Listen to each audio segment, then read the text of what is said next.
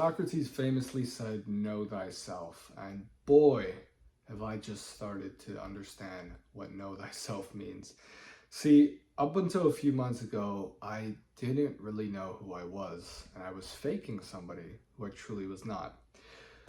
That's partially due to the lack of masculine guidance in my life, and that's also due to one to cling on to other what should be's of what a true man is due to insecurities, and those insecurities tied back to lack of masculine guidance in my life. So you can see how this is all a pattern. But the point is that I would choose and take perspectives that served me to not have to confront who I really am, because who I really was and who you really are sometimes might be very, very scary, especially to your ego, because you aren't perfect. You aren't who you want to be. You aren't who others project you to be. You are who you are. So, know thyself.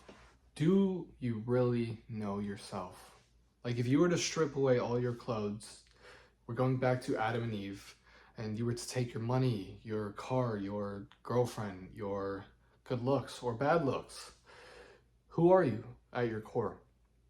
What values do you have? What do you want to bring to the world? What do you want to leave behind? And what life do you want to live?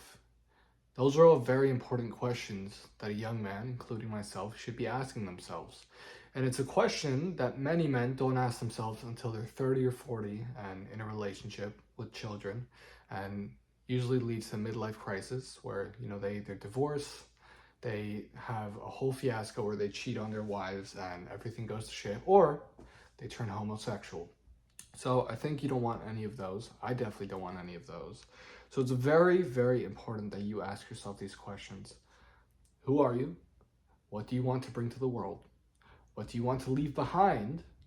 And what are your values? Now, I could make a whole separate video on each of these topics, but I'll do that at a later date. For now, I need you to understand that the mass programming that has been had on you is incredibly,